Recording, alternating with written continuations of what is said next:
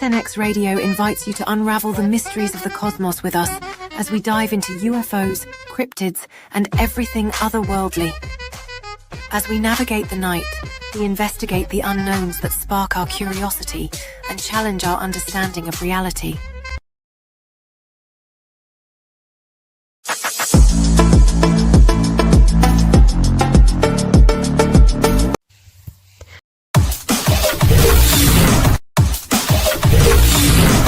Take the journey, come on, let's go. Ooh yeah, where the stars and secrets flow. Some Nation X radios glow. In the night, we'll ride the show into the unknown, unknown, where mysteries are shown, shown. Dance to the beat we own, own. Yeah. Come with us and let it go, go. Night sky whispers in the dark. Secret trails will leave a mark. Follow close, ignite that spark. We're alright, it's just the start. Into the unknown, unknown, where mysteries are shown, shown. Dance to the beat we own, own. Yeah. Come with us and let it go, go. Feel the rhythm, feel the night. Every heartbeat, pure delight. Mysteries come to light. Hold on tight, it's out of sight. Into the unknown, unknown, where mysteries are shown, shown. Dance to the beat we own, own. Yeah. Come with us and let it go, go.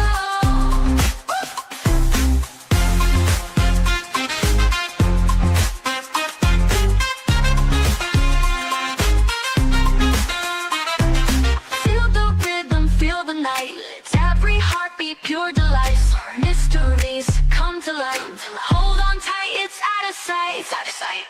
Into the unknown, unknown, where mysteries are shown, shown. Dance to the beat we own, own. Yeah. Come with us and let it go, go.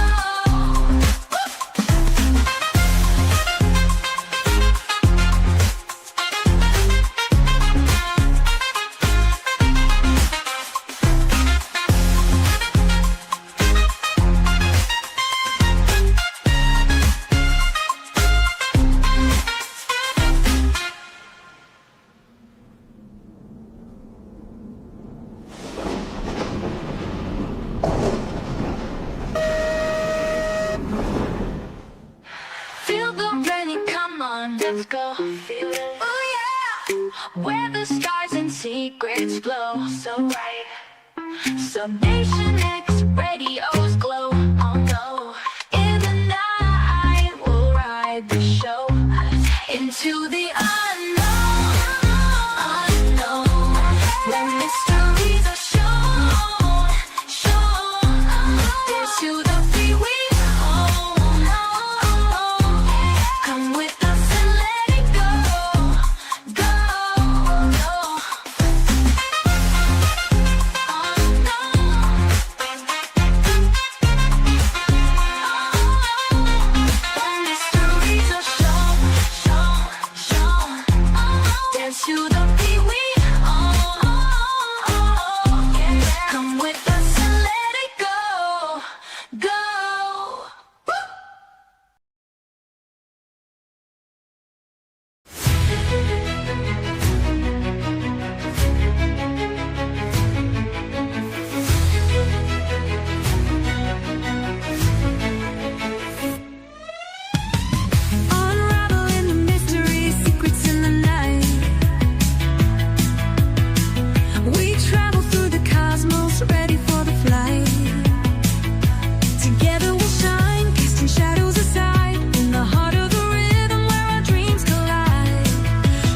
Subnation X quest, the truth is our guide in the vast expanse. It's where we reside, hands up to the sky, let the bass ignite. Feel the groove surround us, everything's alright. From the Subnation X quest, the truth is our guide in the vast expanse. It's where we reside, hands up to the sky, let the bass ignite. Feel the groove surround us, everything's alright. SNX Radio, let the truth ignite. Together we'll shine, bringing shadows to light. In this cosmic dance, we're connecting the dots. Tune into the frequency, let's explore the spots. Heavy bass drops with tight beats. Illuminate the shadows, the echo of our call. On this roller ring we'll never fall. Feel the energy rising, can you sense the spark? As we dive deeper into the cosmic arc. Stories of the universe, mysteries unfold. In the heart of SNX, where the truth is gold. Every note we play, every line we write, crafting our legacy, shining ever bright.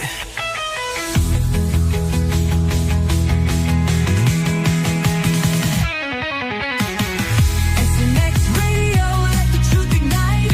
Together we'll shine, bringing shadows to light.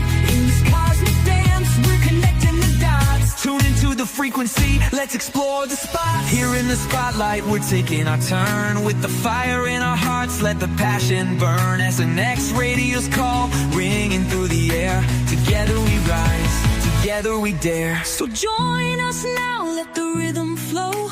With SNX Radio, we're ready to go. Unraveling the mystery side by side, we stand hand in hand. In this dance of truth, let the story expand.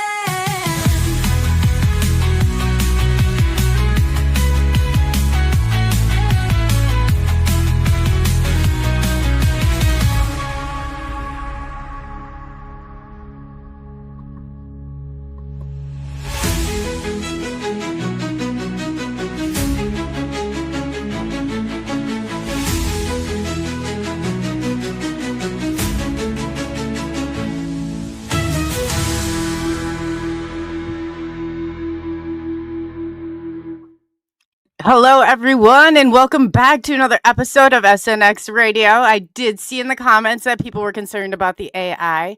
I'll have you know that I wrote all that music myself. AI just mixed it. I did all the lyrics. I did all the stuff to it. I do the graphics.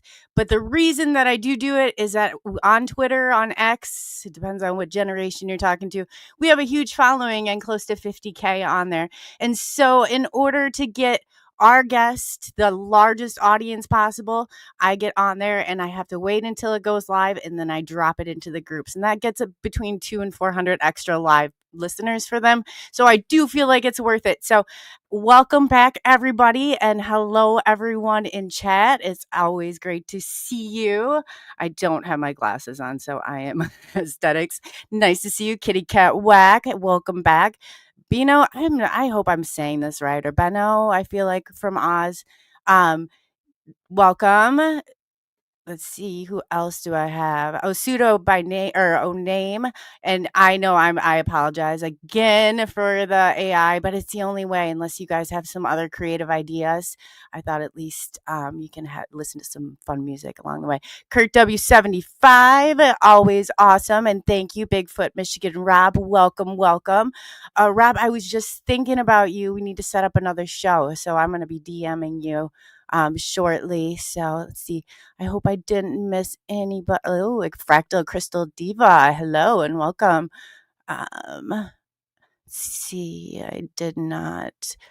Spider Bite. Hey girl, so nice to see you. Yes, welcome everyone. And if I did miss you, I apologize. I will definitely get back to you. So we have a super exciting guest. He is he's been on SNX probably 4 times before, at least 3 or 4 times before. He's absolutely fantastic, and in every single way. I really connected with Jeff Silver. He's an ET experiencer. And on a side note, I mean, so much of his experience, the first time I remember talking to him, I was like, wow.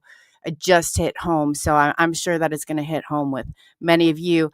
He's got an MBA, a passion for management and leadership. He worked in banks, corporate training, and is a motivational speaker teaching mindful leadership. He has been under the tutelage of Vedic teacher for over 20 years, where he learned, I'm going to have to ask him about this type of meditation. When memories of alien contact came out, Jeff began presenting on his contact events in UFO groups, sharing his story in detail and providing research and collaboration with other experiencers. He definitely does that. He currently resides in Vancouver, British Columbia, with his spouse, and he's got a great book. So, Rising, which is about his experience with great aliens, and you can read more about that and his contact events and consciousness and everything like that. And I'll let him, because I don't want to give too much away. So if you don't know Jeff, he's absolutely wonderful. You're going to enjoy tonight's show. So without further ado, welcome, Jeff. Welcome back. Yeah, thanks, Coley. Thanks for having me. Thanks for the intro. Yeah, it's great. It's great to be on. Tell us about the meditation that you did. I'm sure I slaughtered the name a bit, but I felt like I might have. You mean Vedic philosophy? Is that what you mean? Yeah. Did I say the Vedic? Did I say it right? Sure. Yeah. Vedic. Yeah. Understandable. Yeah. We'll just keep going anyway. Yeah. But no, I thought that was kind of fascinating that you did all that. And I was telling people, I'm sure you heard back there, just how I met you and heard your story and connected with it as an experiencer in so many ways. And I just feel like so much of your work is phenomenal. And I would love, people who don't know you in the community or people who aren't aware of your work to really understand, like, I love the story of your awakening even, and like kind of what brought you into this. So I don't know, for those of you who have heard Jeff before, that's excellent. If you haven't, go back and look at his previous episodes. But do you want to kind of give the viewers like just, kind of your background and how you came about the Rising? Yeah, sure. Sure. I'll give a kind of a brief summary if I can. Yeah, brief if it can be that way. Right. Yeah. Okay, it all started in 1997. I call it a consciousness event, and basically, I had read a weird book, and it triggered a consciousness event that is unfounded. So besides having, maybe you could say, God revelation, it had an effect where I saw light coming out of the cells of my body when I kind of in this astral state, or closed eyes, or whatever, however it wants to be framed. And so there were some weird signature things about it that made no sense, and was paired with a message to leave my life. It sounds insane, and at first I resisted it, and then eventually I felt I couldn't live with myself if I did resist it. So I eventually succumbed to the message, and I started to travel. The message was fundamentally to rid yourself of your humanness, so to get rid of your attachments. Technically, what the whole thing was about was, if you rid yourself of your attachments, you remove yourself from fear, from like all your fear. Like all fear is driven out of attachments, and in that you can find maybe your source, God, if you will. And so I got rid of all my attachments, connections to family, friends, career, money, house, everything. And I lived off of intuition and the will of God. It was totally insane, but it felt, I was compelled to do it. I was drawn to do it. And 6 weeks in, I had a close encounter with a red orb. And that was the beginning of me feeling like some other presence was involved. I couldn't quite understand what actually had occurred, and I had no answers for it. And I felt there was a presence at the time that was involved with it. But when I saw that red orb, it at least confirmed for me there was purpose to what had happened to me. And I didn't quite understand it. And so I was on this mission traveling for 2.5 years, and I had several encounters with objects in the sky that I just considered to be orbs. And that word wasn't even in my head, the word orbs. I didn't understand it. Something was linked to me. If I would think about it, it showed up. And that was it. 2.5 years of that. And then it ended with me meeting my to-be wife. So there was this kind of like bunch of synchronicities that had me meet my wife and my girlfriend at the time. And yeah, she was following a Vedic guru. And so he's like a true guru from a lineage that comes from the Himalayas. And yeah, that's what my life kind of led to. We saw a UFO the night we met. So it was very ordained, felt meant to be. And I've been with her since. We got married in 2008. But when I met her and then kind of followed her back to Toronto, all the orbs stopped. All the weirdness of that whole traveling period ended. And I never found an answer for what had actually occurred to me. And it was basically by 2016, I was questioning what that consciousness event was all about. None of it made any sense to me. And by 2019, I mean, my head did not go towards aliens and UFOs. And by 2019, Jeremy Corbell's documentary on Bob Lazar had me taking UFOs seriously for the first time. And I started watching a YouTube channel that has people's anomalous objects that they filmed on their cameras, and they just posted online. And then when I started watching those, the objects I had seen traveling came back. And that was the first time a link was made. And then they started to communicate with me, these objects. And what unraveled was a process that first was it drawing attention to a screen memory from back when I was a teenager. And when I was 17 years old, of an owl I didn't actually see, an owl that was in my mind that I had seen, but I kind of realized I hadn't seen it. It wasn't a real owl. And it was behind my house when I was 17 years old. And I went back to the location and the whole thing kind of started busting open. And it took about months, and it took several months, but flashback after flashback kind of started unraveling of this whole period. And it turned out that they were the ones who initiated the traveling and the whole consciousness event. And they were the ones behind my traveling period. And that's it. And then, I wrote the book, and the book is The Rising. Yeah. And that's it. You've had, some phenomenal. I didn't realize that your wife saw a UFO the same. You guys saw one together, and she was a part of. Okay, so the guru, so she kind of had a mind. Because I'm thinking, how do you walk into this? And your story, it's so complicated. I mean, you walked away from the corporate world. I did the same thing. Thing. It's just so you walk away from that. You meet someone, she understands. She's like, man, you don't want to go back to banking, Jeff, or there was never a question or a complicated or she kind of understood. Well, yeah. Okay. So there's several things there, but with the banking and with the corporate world, I'm an artist. I'm an artist by heart. So I was a musician back in the day. And so maybe I was trying my feet in the corporate world. And of course I could manage myself, but I didn't really enjoy it. It doesn't have the spirit. And she's a spirit person too. So she, she's in social work. So let's put it that way. And it's a job of heart, if you will. So she understood that. She understood that conflict. And so she didn't fight me on that conflict when I kind of realized that wasn't my passion. So she's been behind me on all that stuff. Oh, so she's in social work. Yeah, I was a mental health therapist for 7 years. I understand that the way you worded it was perfect with the heart over. Because you're not in that to be a profitable person. You stretch your imagination's not compared to the banking world. That's for sure. I've got in mind, right, that I love the I think there's this it's called Strengths Finder. It helps you learn what your strengths are, so you can kind of adapt them to the work environment. And mine is I'm able to take big concepts and then turn them down to usable processes for the individual. So I loved learning about the economy in the world. Actually, I really enjoyed, that's the MBA side where I really enjoyed it. Actually, I really loved learning what actually makes the economy tick and what makes our world tick every day.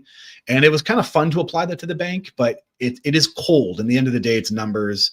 It's all driven by sales. Yeah, it's not that fun at all. So yeah, that's so true. That's so true. So you're digesting a pretty. And I remember you saying that you did see Corbell's documentary, and it just kind of. What do you think it was about that triggered all those memories for you?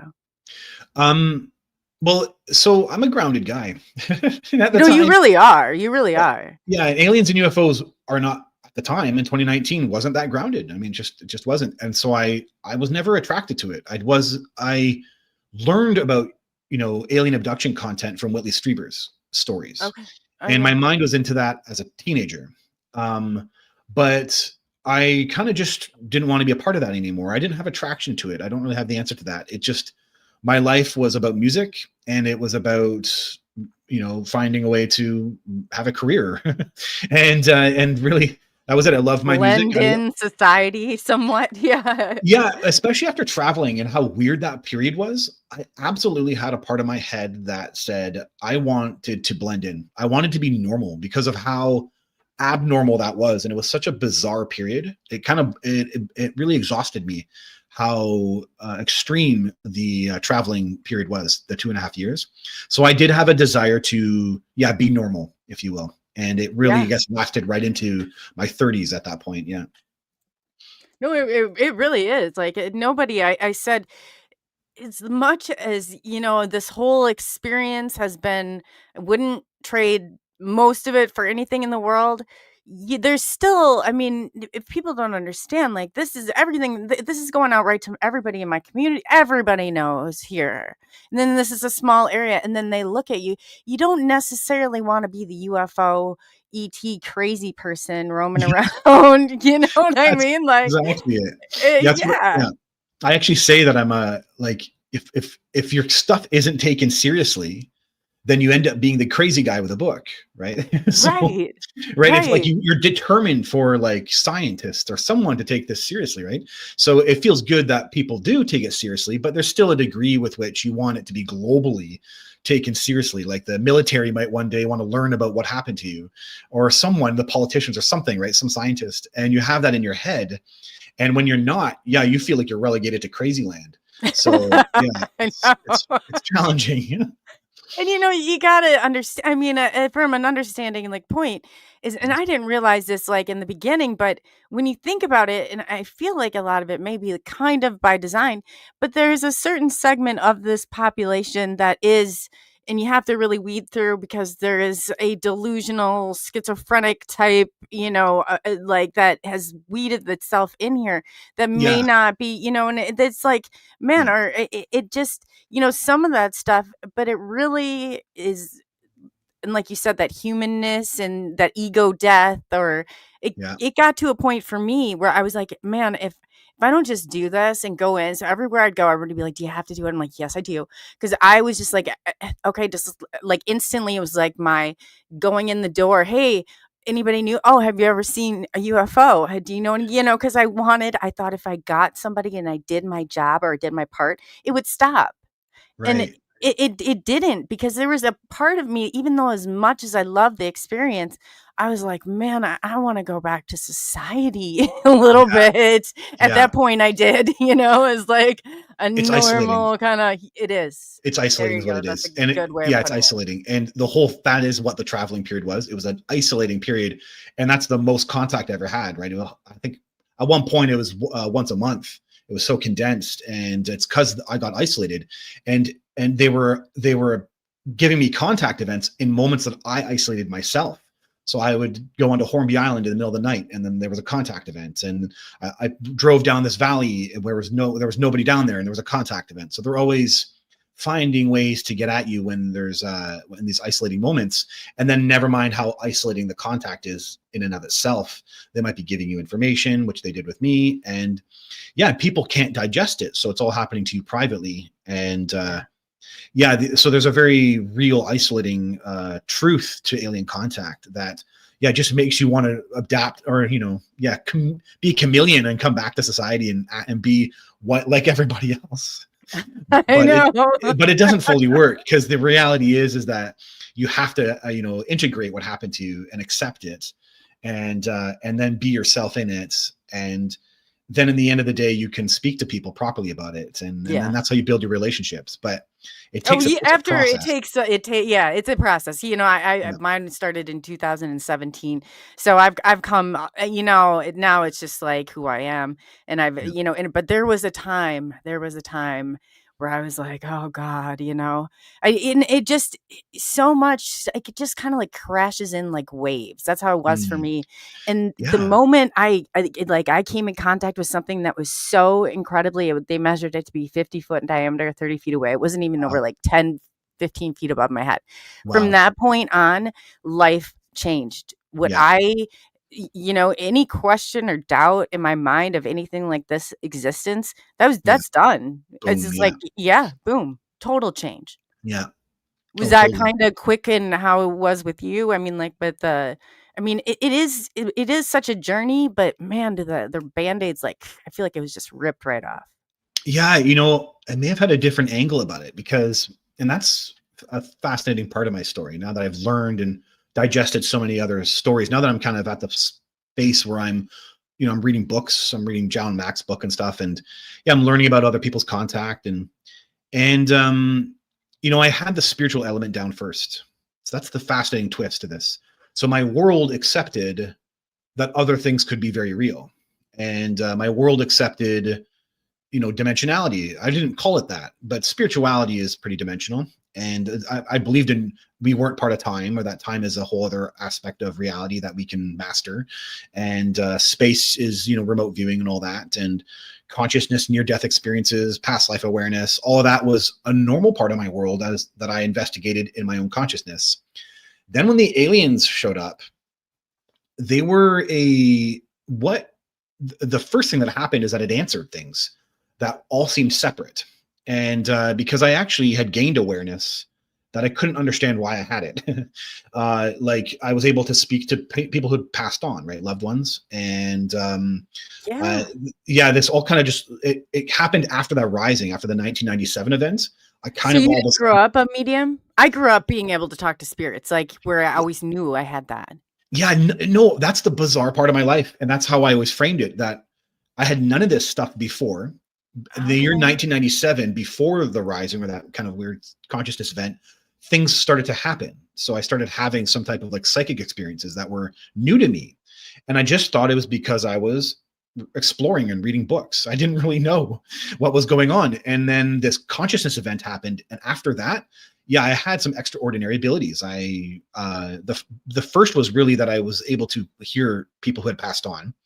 And that was the real first like indicator. The other is that my past life awareness expanded.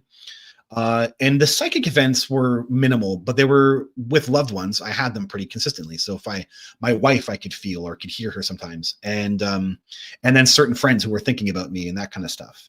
And then that just expanded over time too. But before that consciousness event, I had nothing. So I'd always attributed it to this consciousness event.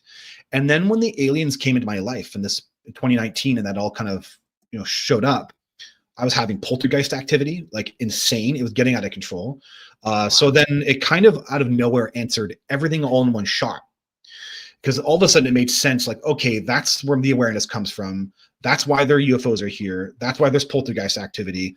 That's why I have past life awareness. That's why all of a sudden it just like went boom, boom, boom, boom. And the answer for all the crazy consciousness. So it caught you up because there's so many similar. Every single one of us has that ability to talk to the dead, to the deceased. So do you feel like if maybe that's a part of it too, like the whole to get us all on where we have all like the skills that we need or they need us to have?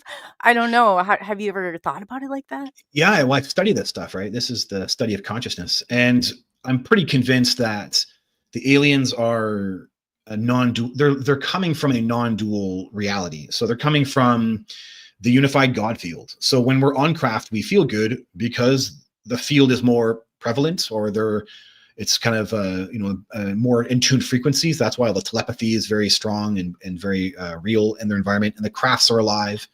And so we are, and the aliens can also be twisting up time. So they're putting things into different, time fields. All of that affects our own consciousness. And so the way I like to frame it is that we're touching our own oversoul. We're touching our own part of our own dimensionality that's in that space. And then, when you come out of it, you have side effects. And the side effects are you have expanded consciousness. You may have an ability to, hear voices, but importantly, you're touching an aspect of yourself that is from the it's almost like you might have had your own near-death experience. If you're open to it, by the way, the human ego, is the problem here. And John Mack's book is really good. That's why I kind of digested it, the book Abduction. It's because you're dealing with humans who first fight, resist, are angry, feel violated, and then they grow. And everyone does it. Everyone has all the contact events he kind of studies, you have all this fighting, and then people who have to figure out how to release their ego death, have an ego death about what's happened to them. And when they do, they accept all this consciousness experiences that they've had, and then they start growing, and then they realize, oh, there was a real purpose. Yeah, there was a real purpose to what happened to me. And what do you think of the Bufo ceremonies, like the which ceremonies? What did you say? Which Bufo? The Bufo, like where the DMT, like I guess it'd be DMT, like where the ego death. I did a ceremony. I'm just wondering, they call it the ego death, and it's supposed to take you there in like seconds. So I didn't have to go through all that.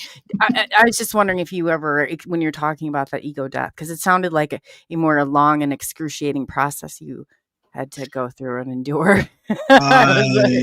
Yeah, well, it was the consciousness event was my own ego death, and rid myself of my humanity is the idea. So that's an uncomfortable feeling, shedding yourself of that.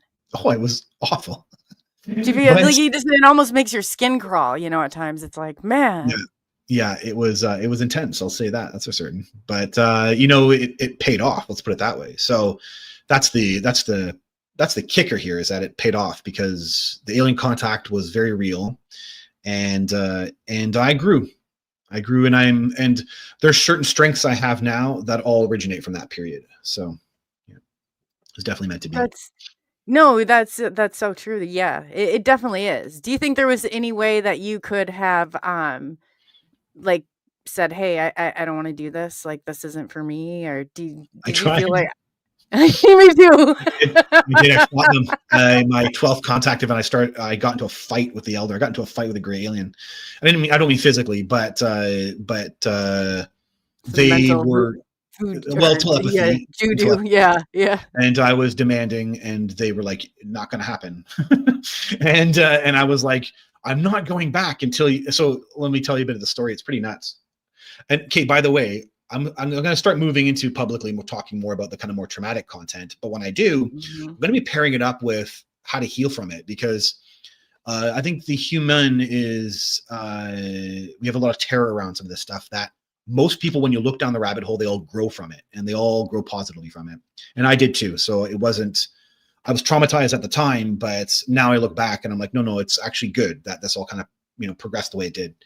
So it's my 12th contact event, and I'm in Nova Scotia, and they do a biological event where they're putting things into me, and it's awful. And I've had enough of that. They've done it quite a bit up to that period, and I'm fighting with them at this point. And I'm not fighting with them at this moment, but I'm saying in my head, I don't want this anymore. When it's done, I actually ask for the elder, the main green alien I'm dealing with, and they send me to her. It's actually really interesting. They basically say, or if this one entity I was dealing with, and the craft goes to some location. I can only assume as a base or something, and it seemed to be in space. So then I go down this tube or this walkway, and the elder, I run into her, and she's like, my friend, what's going on? And I'm like, is there any way? So what was terrifying me was that I'd left my life, and I didn't have a way of knowing what was going on with me. And the mystery was now starting to disturb the 20-year-old, the person who was just living out his normal life. He was pretty like lost, and I was a version of me that I'd never experienced before. So I was terrified about what was going on. So I'm living a duplicity. One guy who knows what everything is all about, and the other is living in mystery about it. And I'm aware of the guy who's getting screwed up about it. So I'm kind of feeling anxious. And so I'm approaching the elder, and I'm saying, is there any way, all in telepathy, of course, is there any way I can know? Is there any way we can make, we can let me know that this is happening? And she's like, Jeff, that's impossible. That won't happen. It's all in telepathy, right? It's all in telepathy. And I'm like, but please, is there any way that this could happen? And she's like, no, that won't happen. You're with, and then I actually backtrack, and I start saying, I want to go home. I don't want this anymore. And I'm like, I really wanted to stop traveling or stop the confusion. And she's like, that's impossible. You're with us, and this is the way it moves. And then she tried to console me. You need to. Oh, well, that's good. Yeah. Yeah. You need to figure out a way to make this work, maybe. And then she kind of gives some advice that's like, be like the way you were before. You have to make moves. You have to do something. You have to break out of your shell, basically, is what she's saying. And then she says, but you can't stay here anymore. You have to go. And I'm like, so for me, I'm thinking, if I go, I'm going to go back to this world of this person who doesn't know what the hell's going on. So I'm not leaving. So I said, it's literally split. Like while you're there, you have all this, you have an understanding of what's going off Bigfoot. Wow. yeah, dude, it's so screwed up. Okay. It's so screwed. And dude, like the trauma of waking up to it 20 years later too. There's trauma there. You're like, what the hell? No, I I know. fought for myself is like the most craziest thing to wake up to. But Wow. yeah, it's screwed up. No, So- I've heard you say this before, but it just like dawned on me. So every time you get and so when you came back, were you like, did you know that you forgot? Like, are you Subconscious unaware? Yeah, Okay. subconscious imprints that something was going on, but you don't. It's Which impossible. seeps out, right? Yeah. Just the subconscious layering. Something you have like disturbia, and then you can't rectify something, but it's impossible to put together. You can never know the relationship. You can never know. It's impossible. By the time you're in 12 contact events in, to understand it, you have to understand the first. And of course, I'm 20 years old. It's impossible to put it all together. So you're just living in the mystery of it. And so yeah, basically, I refused to leave the craft. And I said, I refuse to go. I don't want to go. I don't want to go back. And I'm like, basically like kind of panicking in my telepathy.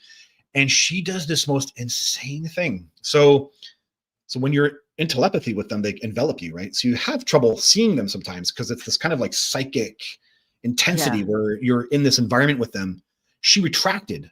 So she like pulls all her energy in, and I see her face with the utmost clarity. Like the memory of her face is nuts, and her like skin texture and everything.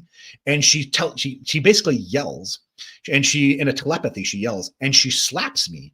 And she slaps me yeah, basically like a nanny or like a granny would like. Okay. Listen, like, get with it. It's like, get off the ship is what it is, like this. But me, when you're in that environment and she does it, it's terrifying, man. It's terrifying as hell. Especially because they can do the stuff without moving anything, right? They don't move their arms. So she basically slapped me it was like a psychic slap. And I was like immediately terrified. And it got combined in my subconscious with the biological event that happened. So I was really like, oh my God, it got like a disturbia got put into me at that moment. And I know now years later, they were like, oh no, like what happened?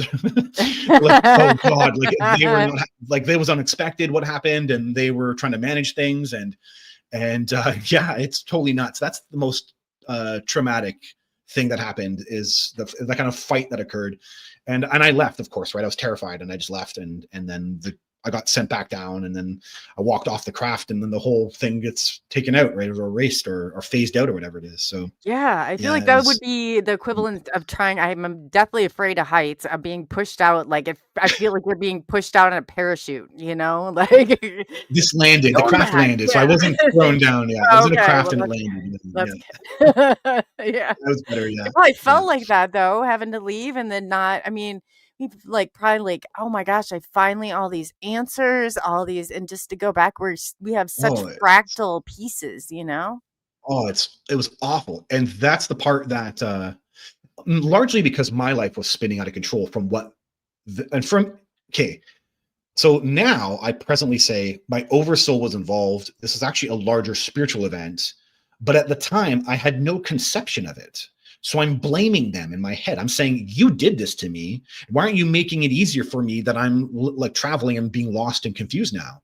Why aren't you helping me? And they're like, no, we don't help you in this. You have to figure it out for yourself. And I'm confused by that process. And so I'm blaming them kind of in the moment by saying, you should be helping me. I didn't say it like that, but that's my thought process. And so it's impossible. Have a long, lengthy answers about anything or explanations. It's very, short and concise. And it's like, I got that same thing too. Yeah, detached. Yeah, you got it. They can alter your life, and then they can be detached from it all. And in the moment, for it, and in the end, it's your turn down there now, Jeff. It's not mine anymore. You have at it. Yeah, something like that. Yeah. Yeah. But by the way, no one can use this content for saying how evil gray aliens are, because I grew from it. I agreed to it. I admit all that stuff. I don't want to see how evil they are. Yes. They're not evil. And it's just the fact that they're on the oversoul level. They're on the level with which humans make choices to birth into existence. and that's the level they're on. Absolutely. And so these contact events are intertwined with choices I made on larger scales, and they were aware of that, and I wasn't, because I was 20 years old. So that's why that happened the way it did. I gave consent when I saw the crafts. Before I did, with ET, you have to ask them. They don't come down and ask you. Like you and I felt like mine was almost like a training process. Started with the short grays, tall grays, and then ones that look like more like you and I, like, in different levels. They all served a very different purpose in the process of it. But I didn't have, and I heard you explain this before. And I don't know if it was like on whose show it was, but I was listening because I love, even when you have it on the show, I love listening to your stuff. And you're like, when you go into the doctor, this is paraphrasing it, and you can correct me, whatever. You're like, not always, do you know, like maybe you broke your arm and you don't want to have surgery. You don't like to have surgery, but maybe that surgery is necessary so you can use your arm again. Like some of the stuff I felt like your explanation for, and it made sense because medically, I had disc replacement surgery. I know I've told you this before. But for those of you who don't know, before my contact event, I lost my whole right side. I couldn't hold a pen. I had to learn how to walk again, sign my name, eat, hold a spoon. I mean, crazy stuff. Yeah. And the curve was not supposed to get any better. And it wasn't until that ET intervention.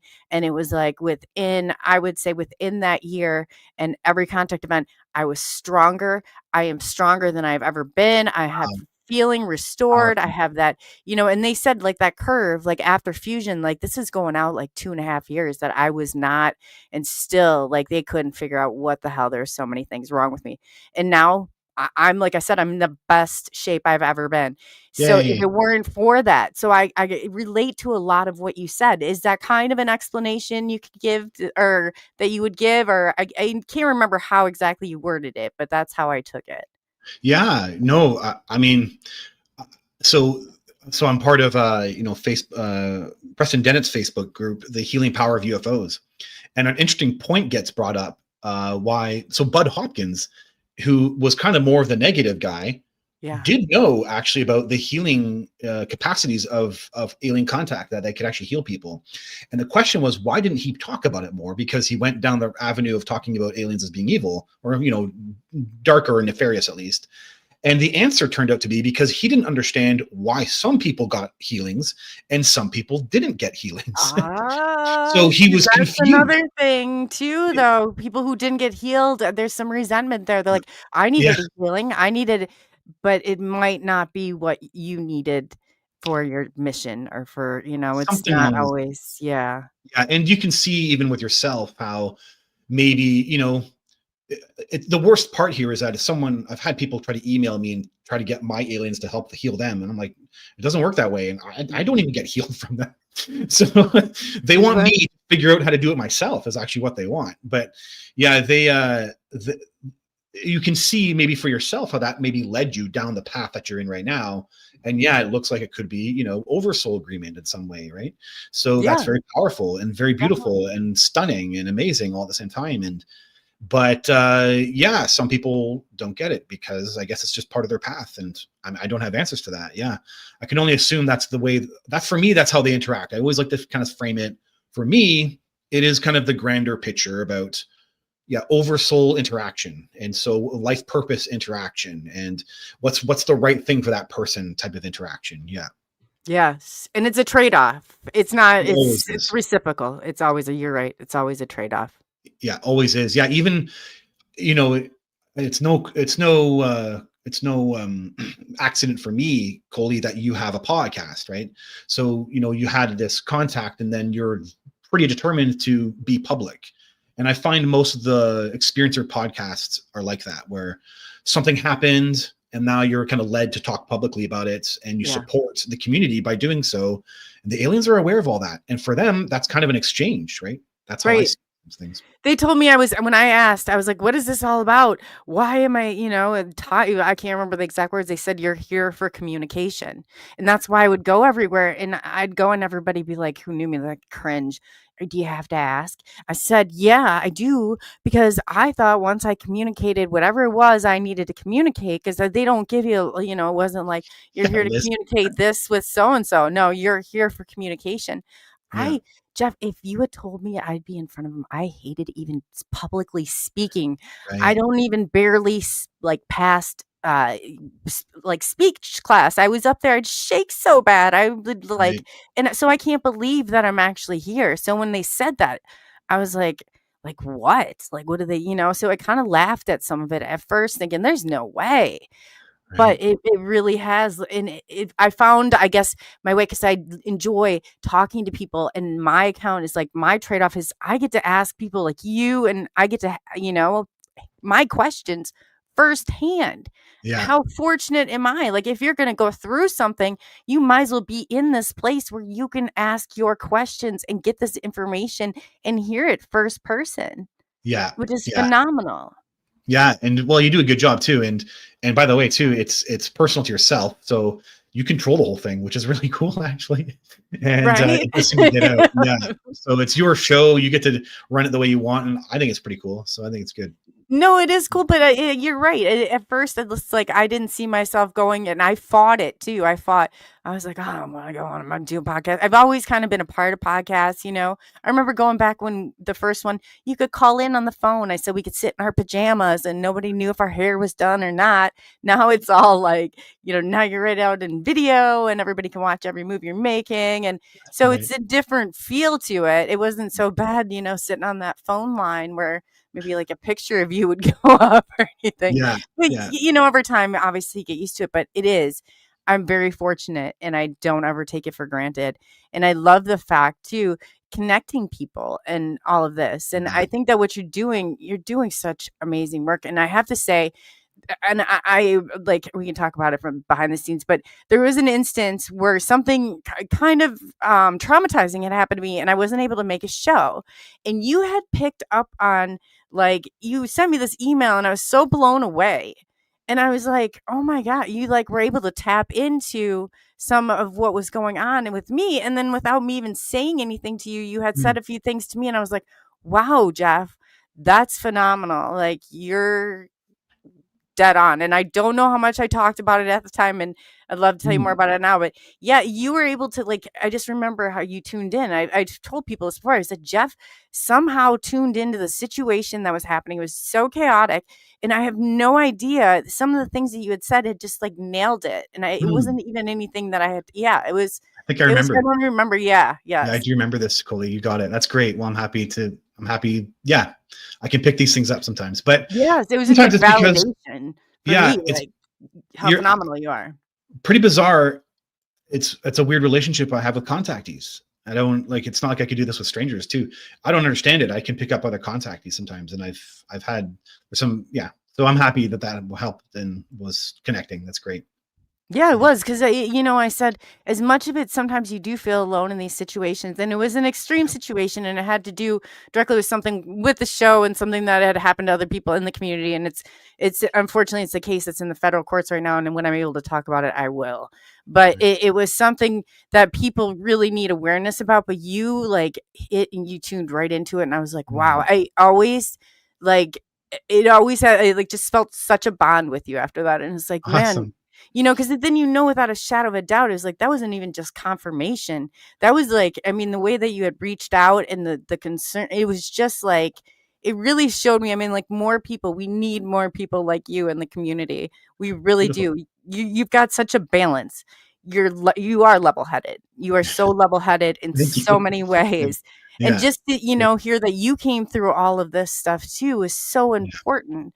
And then your take on all of it is just so many people can relate to you. Awesome. And that's amazing. Awesome. Thanks, Coley. Yeah, that's great. Well, I'm just so happy that, that's what it's there for. That's what the connection is there for. So I'm happy that in that moment you felt it. So that's great. Great to hear. Did they tell you what your mission was here? Write the book. Yeah, that was the thing. Write the book. They told me 2016, I had a contact event.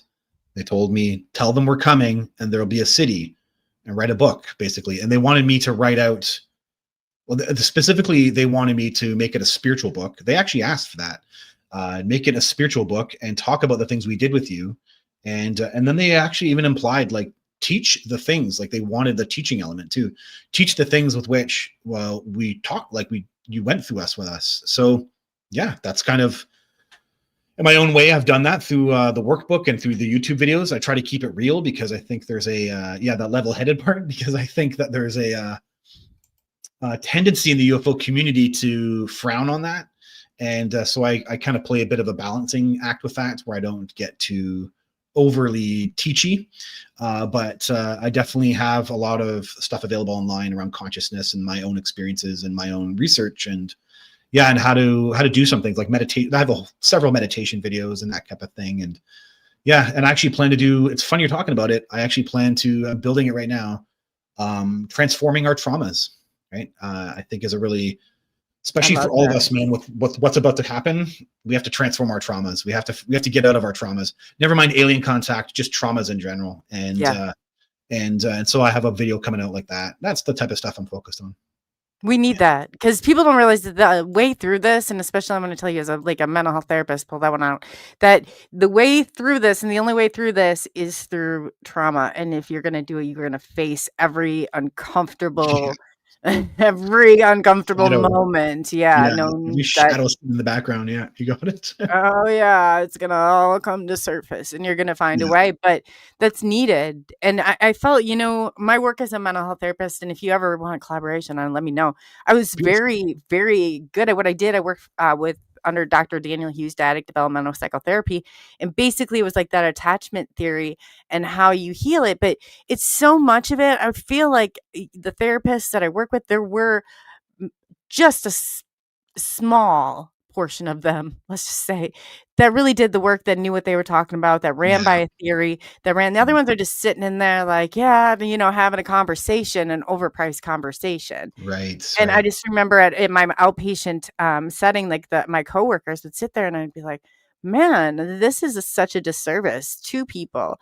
But to actually have that, and to have somebody and have it geared towards this type of contact, because I don't think I could go into like a mainstream therapist and be like, oh yeah, like, and even, I mean, they might know the scenario, but if I had to go and actually really talk about some of the details of it, I don't think I don't know. You mean our content, like alien content? Yes.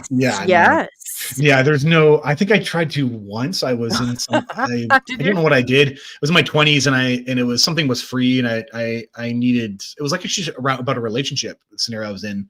And I mentioned the consciousness event, and she said, well, had you done drugs at the time? And I was like, well, like, I guess I'd smoked pot. And they're like, well, that could be it. And so for her, it was all drug induced. And I was like, no, dude, that wasn't, that's not what that was. Yeah, I know. And so for her, she couldn't even imagine that something like consciousness was expanded in any way, right? Again. Yeah, he's on another bender, a pot bender. Yeah, exactly. Yeah. So it's impossible to get around it. Yeah, no, it's impossible. I think psychotherapy would just have to, even the way to integrate this into something about human consciousness expansion. I mean, a hypnotherapist is I think the best. The hypnotherapist I went to understood past life awareness, understood near-death experiences. Yeah. And then she kind of had an ability to be a therapist within that. So hypnotherapist, transpersonal psychology, I think they're a little bit more in touch with that side. That's right. Yeah, transpersonal psychology is, you got it. And that's it, because you need to have an awareness of the expansion of consciousness. And even something like, finding a past life awareness that's traumatizing is real trauma.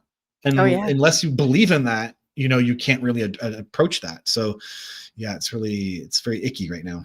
It is too. And there's not a lot. I said, even with a hypnotherapist, I don't like that I don't know, like, if it's with all mediums, but I do know, like, I have a susceptibility. If I go under hypnosis, it can happen like quick. Like, I've Yeah. never seen anything like it. I've caught myself up on Right. stage, and Right. I was like, man, if I do this again, I'm like glutting for punishment. It was so embarrassing. But at that point, I realized I was like, I want my own memories. And even though I'm like, they're really jagged and pieced, I really found once I got out of that sense of urgency, like that Godspeed, somebody's got to hear me. I've got this, like I'm going to hand you this information and I'm going back to my normal life type of deal. It's like I can always tell a new experiencer, they'll contact me. I've got this information. And they are, that you can just sense that sense of urgency that they're coming from. And I'm like, oh, Yeah. they'll get used to it. You'll Yeah. get used to that. The patience will come in time because it Yeah. really is like, I mean, in the beginning, it's like you're seeing stuff and you can't even believe it. And then to realize that there's so many others out there is just, and then, I don't know. Sometimes it's like, even when I was talking to Mufan, I know this is a little bit jagged, but I'll pull it back around. There's not a handbook that says, okay, part No, two. I nothing. feel like they walk me nothing. through the ET. Oh, now you saw UFO. This is great. Now I got the tour, which I asked for, and then I got the tour, and then I'm calling them, and they're like, I said, now what? And they're like, we don't know. And I'm like, what do you mean you don't know? Like, well, send me the second handbook or something. Can you flip a few pages here? Like, he's like, did the veil lift? And I was like, oh boy, Right. Right. you didn't tell me this before, Mufan. You did not tell me this, Mufan Dave, that I was going to be on my own once I got aboard, where I thought there'd be protocol. Yeah. And that is missing, I think, as well. You should take both of those on. You'd be a great person to do that. Well, see, the phenomenon is very bizarre. It's very interesting. So it doesn't really seem to follow a pattern. I mean, it has a relative pattern. There's a pattern, but it's not consistent enough. And it's very weird. It's a very weird game. But here's another twist to the game, right? So, okay, this happened to you, and you had a personal processing you had to deal with that you couldn't rely on anybody else. Really, you couldn't really rely on anybody else. Generally, you could. You could say, okay, Ed was there, Earl was there, and you had the capacity to talk about it with someone. But in general, no one could ever process for you how it altered and changed your world. And that's a really weird part of this. But here's what's really neat is that, well, you did, right? You did process it, and you are processing it. And when you think about the type of people contact happens to, right? You never hear about the psychopath who had contact. that's right? That's true, right? Oh, you never hear about like there is a weird game about how much they might reveal to someone or how much they might interact with someone who maybe has the capacity over time to eventually digest it, and possibly on their own. Because in the end of the day, there is a real game of isolation that goes on with contact that we all seem to go through. And even the people I'm interacting with who are contactees who might have similar amount of contact as me, we do not get on the same page. It's very weird. It's a very weird game, alien contact. And I think of the phenomenon as kind of being a bit more diverse than we think it is. And it's interacting with our psyches very personally, very subjectively. And so you have a type of contact and I have a type of contact. And in the end of the day, what's always guiding us is like an intuitive process. Mm-hmm. Like, are you saying the right words that trigger someone else? Right. But it's not like, it's not a logical process. It's not a logical book that will be the guidebook on how to handle contact, because in the end, it will be a personal for every single person. Yeah. So it's a different game. It's actually much more of a, maybe metaphorical game, maybe an archetypal type game, storytelling. It's way less of a logical process. No, and humans are extremely logical. So we're kind of lost. We kind of don't know how to handle the information. And if you think about it, in the end of the day, it kind of seems like the phenomenon is the one who's guiding it. So I keep hearing about someone saying, I had this question and then your video came up in my feed. Or I had one case where a video was I released the video and the person said the alien was in their house and they were freaked out. And then they for whatever reason, they looked at their phone and my video came up on their notification. And then the alien was gone. And so they assumed it had something to do with the video. So, and Whitley Strieber's book initiated my contact. So it seems to be a weird way that this is all being managed and handled. It's very bizarre. It is bizarre. I think that would be a great way of putting it. Like, this is tailored and individual, unique to the person, but yet there are these, let's say, phases or parts of this journey that are so similar. And it's like, even I remember having Andrew Rollins. I hope he pops into chat here. There was him and there was one other person. And this is in the beginning, like, I mean, YouTube, I think I was just putting videos up and I had like 10 subscribers that stumbled upon these like crazy, cell phone videos from 2017. And so we had kind of built the support group.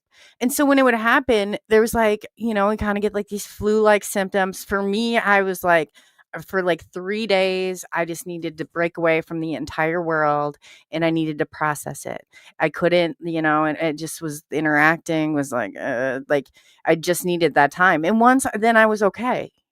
But I just remember the group, and when I go through and Andrew would send me, and they was like they knew, like they got it, it may have been different for all of us, but we kind of got each other and how that would feel. Yeah. When it comes to that type of content, I always refer people to the Experiencer Forum, which I feel on Reddit, which is so the Experiencer Forum on Reddit is just great for it, kind of regardless of what your experience is. You can put it out, and then they'll weed out it's public, but they'll weed out, the naysayers or the trolls. And so they do a good job at filtering it out. So then you can actually have a discussion even about vulnerable content, and which is highly unique. And then otherwise, there are support groups, and there are meetup groups, and occasionally people reach out to me to have, where they can find these types of things. I don't think I could ever lead that. My whole purpose is this content. I'm always happy to, I talk to people all the time though. That's the one I'll Zoom with people reach out to me, and I always want to be learning about experiencers and what they've gone through and that. So I can always be talked to like that, but I can't do the support group. I always refer, I always say Eric Mitchell does that. He's good at that. Like somebody else I know that does it, there's send one there.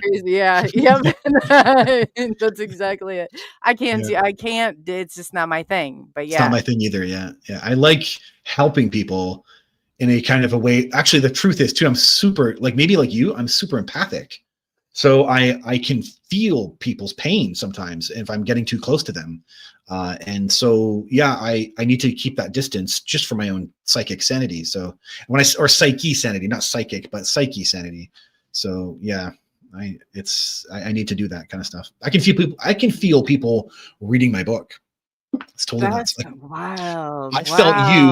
I felt you thinking about me to ask me this, and I could feel you. That was right. I forgot. And you're like, before you sent the email, like 2 days before, I could feel you, and I wasn't clear it was you. I wasn't thinking Coley, but blonde hair. I saw your image. And I had been thinking about you for about a week, and I was like, I have to reach out. And you would pop in my head. I was like, I have to reach out to Jeff, and I can't remember what I had thought. I'm like, oh, this probably is a connection, because I had gone back through and was looking through, and I was like, man, some of the stuff, and I was like, you really are intuitive. And just as an experience, I was sitting there, I was just like, man, we need more people, because even though we might not have like that handbook, like they did in Beetlejuice or anything for the next level, the confidence that you have in it is reassuring to me even.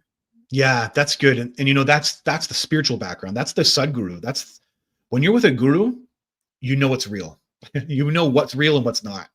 And that training is what you're picking up on. Because the stuff I've seen with my own eyes and his abilities have confirmed for me what's real within my own sphere. And that's years and years of that. So that's what great. Was that like? I mean, what was it? I've known people who've gone with the yogis or traveled around with the gurus, and they always talk about how, just some of the different abilities that they have are amazing. Yeah. My guru is bilocated. So he was somewhere else and then he visited me. And it was exactly like it would be with the aliens. Dude, this is the crazy part, is that the aliens act like my guru. So he's just like the aliens. They don't always tell you things straight. And when you ask a question, they're metaphorical about something, and they won't really give it to you straight. Like, it's a bizarre crossing of behavior. And for anyone who has a guru, there's like similar ways gurus handle each other, or handle themselves. The aliens are like that. It's like there is a deva level. And then once you get to that deva level, it manifests kind of very similarly. And so the elder, like, here you go. Now you take it and you take it on your journey and apply it to the world, you got it. It's not straightforward. You can get frustrated for, why isn't there something logical going on here? And the gurus are exactly the same way. The aliens are behaving illogically, and then it baffles your brain, and you have to release to the intuition. The gurus are exactly how they operate. They are not logical at all. And they'll do things anti-logically, actually. They'll baffle you with, okay, I'm going to learn something today, and it'll be this, this, and this. And then he teaches you something very random that at the moment you think is not tied to it. And then you end up having an epiphany 2 days later, how it was all intertwined. It's a kind of a weird game, what happens with gurus. Yeah. And it's powerful. It does sound like ET, but yeah, it's like, it might be a year down the road. I'm like, aha, that's what they, okay, right. But, yeah. Exactly. Yeah, it is I love the teachings, and it intertwines with UFO consciousness, or alien consciousness so simply. And it's clear to me that, as bizarre and weird and sometimes disturbing the alien stuff is, it's originating from a God field, or a non-dual field. And that's just the same space that the gurus are in. So. Well, that's fascinating. That is fascinating. Yeah. I just anybody who's gone down that road and then done that kind of work is just, that had to have been a lot of healing. A lot of work, a lot of growing pains, and those growing pains are real, Well, it's the double whammy, because I had unconscious alien contact. So yeah, I had like my own discordance at times, right? And you're forgetting. So when I left traveling, I was, I told you this, we talked about this in the beginning. I was fighting myself to some degree, because I wanted to be normal. I didn't want any of that weirdness in my life. But, I experienced the height of my consciousness at the peak of it. So in some way, I was kind of like fighting against myself. Right. And then you come to a guru with that. And so there was like discordance in me, and I didn't know how to manage it. And I didn't have the understanding about what had happened to me. So then I just went right to music. So I got into like it was my 20s. So I got into my metal music at the time, and punk rock and all that stuff, while having a guru. I can't envision you though in metal. I've heard you say this before. Like, I just to get the whole like 80s thing going on, or what? Not 80s, but I'm a Gen X hipster. I was a hipster at the time. I was a hipster, yeah. So it was the metric era in Toronto. So metric and chaos and it was like kind of some punk rock was coming out, but it was more hipster, I don't know, and some electro was coming out at the same time, and yeah, it was just fun stuff. But that's how I managed that discordance at the time. So I did have discordance, and eventually all of that has to come to light when all the alien contact came out, and when it did, all that discordance made sense, and my own personal struggles made sense, and yeah, it's a lot of fighting, internal fighting, and then a lot of healing at the same time. So yeah, you got it. Yeah, it's like all bundled into one little packet. You're going to fight yourself. You're going to fight the change, and then you're going to digest it and accept it. And sometimes wish it didn't happen, but you're going to, repeat. Yeah. And then it's just, the reality is that I have a guru in my life, and that's magical. And then the aliens are in my life presently, right? The way they kind of still hang out.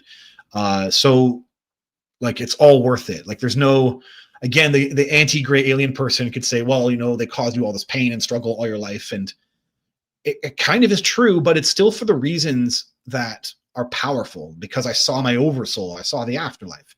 So those are real things that are very true for me. And Did you it get doesn't. hit a lot on the gray aliens? Did you get like where people? Because I noticed you're defending it. And when I say it, I like I said that I don't think that there was. I think it was an equal trade off. If anything, I Yeah. got the more Like, of the benefits than anything.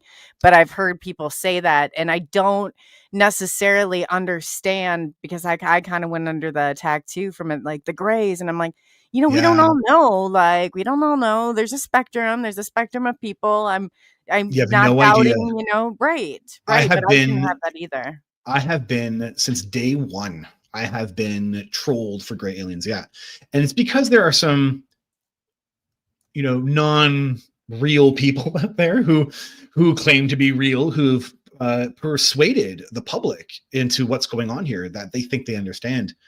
I won't name names, but then they've convinced the people in local UFO groups, and so I mean, within the first 2 weeks I ever went public, I got a phone call, and the phone call was from someone trying to convince me that they were, they're abusers.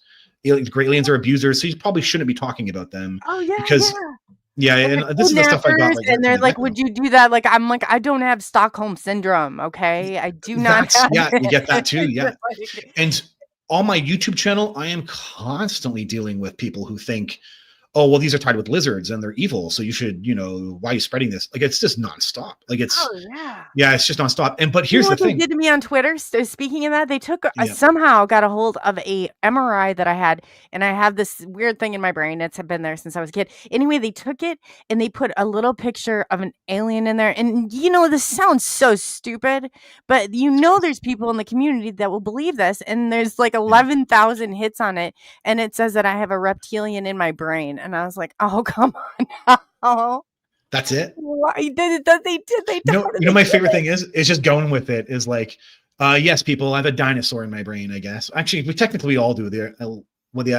forget the name of the lizard part of our brain, right? It's actually a lizard. But anyway, just a joke, because someone tried to do that with me where they kind of attacked something I had said, and I was like, I love it. Bring it on. And I started like making fun of them for it, because you actually need a brain to interact with the phenomenon. You need to like think this through is what you need to do.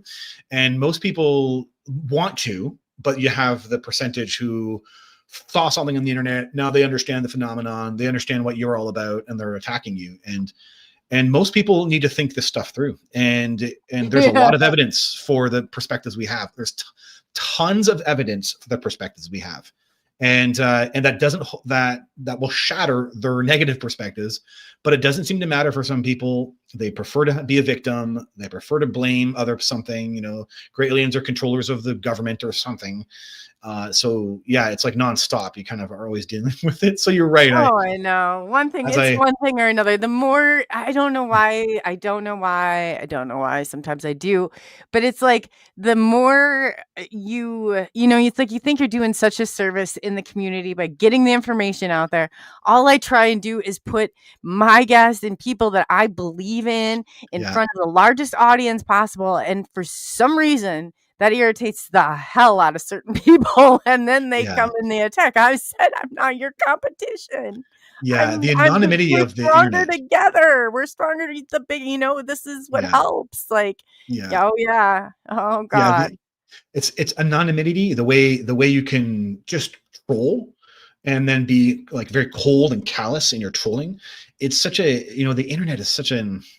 It's like the best of humans and then the worst of humans at the same time. It's like so, I mean, sometimes I like keeping those trolls up, or like the comments, so people see what we deal with. And and I also like, eventually, I like engaging with debates. I actually enjoy the debate sometimes too. So if you can find one that's not out to, there's a certain, and I love X. We're streaming on X, but there are about 15 of you right now that are on my last nerve, like with stuff that you're doing, and you are, and it's like you could sneeze and they're on it, and you like just, if I go to, it's like I feel like if I even go to type a letter in a post, they're on it, and they're just like, and it's like, man, if you're this triggered, this is your human programming, and you're glitching out, people. Like you're literally glitching out. Glitching out, and if you were in my Matrix neighborhood, connection is disconnecting. Yeah. Oh yeah, for sure. I didn't even think about it like I'm going to use stuff like that. But if you were in my neighborhood or you were anywhere nearby and you were acting like this, you would have like a restraining order on you or something. You're Actually, off the charts. I try to connect with people because the less anonymous it is, the more that they start humanizing up. I've several times I said, hey, reach out to me. Come on, bring it on. Because I'm actually okay with, a private conversation on the internet. We can Zoom together. I want to learn who you are if you've got this bad perspective. And they always drop off when you realize that you're trying to get that. Oh, maybe I don't think you should do that, but that might be a better tactic. I like to, I'm like, if I never see you again on this entire planet, I'll be okay. But maybe I should be like, hey, why don't you come on a Zoom call and we'll have a civil conversation. Yeah. X is different though too. Not scratch, no, that they were total. I couldn't even believe it. I could not even believe it. And I mean, just to see it all happen, I'm like, didn't you learn anything the last 5 years when you're told you can't have information out or you can't? If I choose to cover whatever story I choose to cover, I have integrity. I don't do it unless I feel that there's value to it. And it's like, if doing that, just putting that information out there, it didn't harm them. It didn't harm anybody else. So why? Why are you so hell-bent on this never coming to light? And it's just like their obsession. I was like, man, I wish I had all that time on my hands. Not robots too, right? There's a whole thing here where they're bots now. They're chat bots, especially on X. So, these are unfortunately they're human, unfortunately. If they're bots, I feel like that. Oh yeah, but no, these are the humankind, the ones that have like 24/7 of just like monitoring when you do what you do. And I guess it is flattery at best, but it's a part of it. It's like you do, and once you get more of a following, and and X, it's like, unfortunately, I never wanted to be that numbers person. But if you have numbers, then you're able to talk to more people and you're able to connect more people. And if you've been doing it long enough, it's like, I remember sitting there with like 5 subscribers and I was trying to ask the same questions and nobody would answer me. Nobody would answer me. I was like, well, I guess I need subscribers to get answers here. And so that was, where it all started. But it is, but together, if we like pool and we connect with one another and we get the real people, like the Jeffs in there, not the ones that are stealing Jeff's like stories, not just yours, Jeff, but I've had mine taken, a whole community. I know, I'm sure you've had. I haven't even asked you if you've had your story stolen. I've just assumed you had, because it's just a part of the process. I think my stories, I love it. I was concerned for that at first, but I'm actually convinced it's too baffling.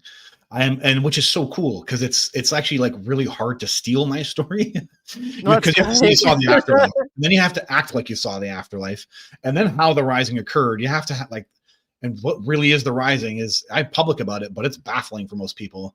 So they can't answer the questions. That's smart. Yeah, it's really challenging unless you've actually had the experience.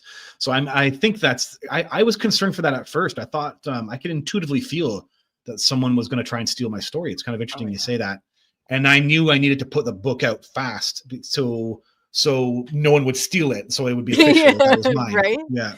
Because you're right, though. The rising, when I was actually, I had pulled it up in the beginning on what it means and all the meaning behind it. And you're right. There are many layers to it. And I was like, so I tried to like be a little cryptic in the show title today, but that's so true. I was like, wow, this makes sense. And, going on like, that consciousness. So it's, well done with that. I mean, thanks, dude. That was done really well. So is there going to be, you said that you're kind of going into, and I know you don't want to be the support group, but have you ever thought about like collecting some of the data and maybe like I have all 3 surveys from the Roper poll, from the Star MUFON team, and what the government, the third one, I think was a NIDS one, what they're looking for in experiencers. The free research, I have that. That's my favorite because it's 3,000 people, but gray aliens are not negative in those polls. And there's that. I've considered it, actually. It's funny you mentioned that. There are some statistics, some things that I would suggest people, researchers look into when dealing with experiencers. There are some prime things that I think they missed. Yeah. But they've done a good job. So, you build off of it. So they've done a good job at laying some amazing groundwork. But now, as an experiencer who has a lot of his memories, there's definitely some things that you could be asking that are more specific. So I've considered it. I looked into working with some people on it, but you have to get bodies involved, and everybody is not always on the same page. And yeah, I've considered going down that avenue. I've just let fate, quote unquote, or the universe, if you will, help guide the direction. And I just keep talking about my content. I have a new video series I'm about to put out soon. So on my YouTube channel, I just keep focusing on that. And I'm still learning about what happened to me.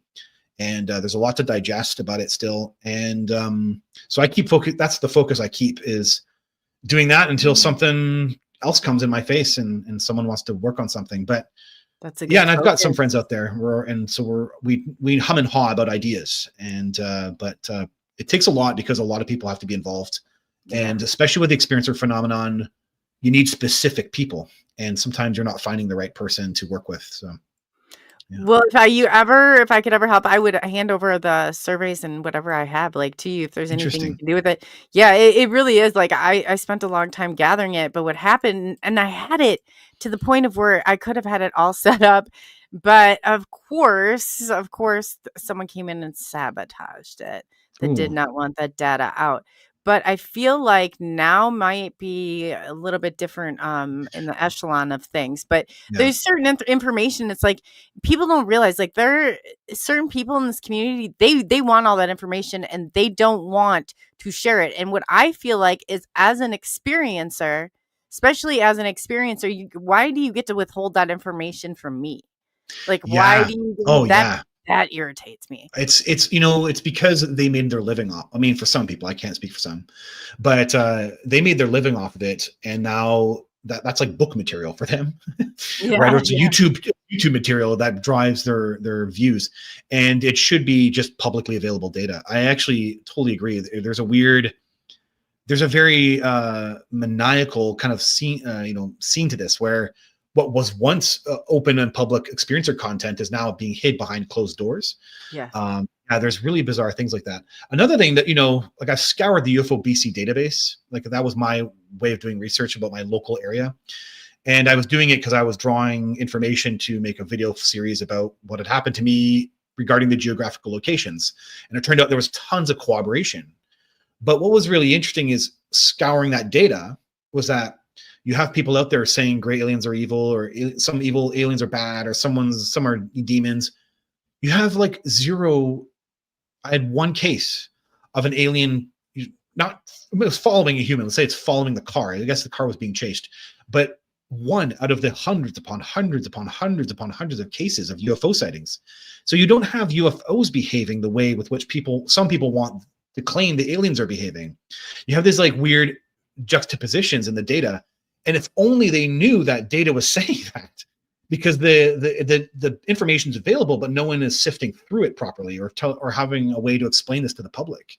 So yeah, there's a really weird disconnect with some of the data going on here that it doesn't make. I mean, it makes sense because I think it's overwhelming and people don't know how to read the signs in the data too.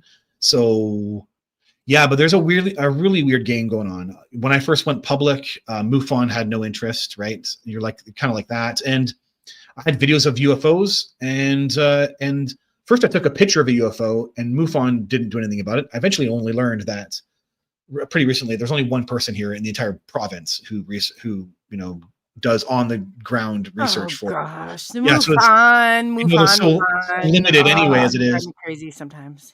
And then the other was I took a video of these orbs, and they were pretty good videos. And then I gave them to the UFO the database. Do you want to look at them?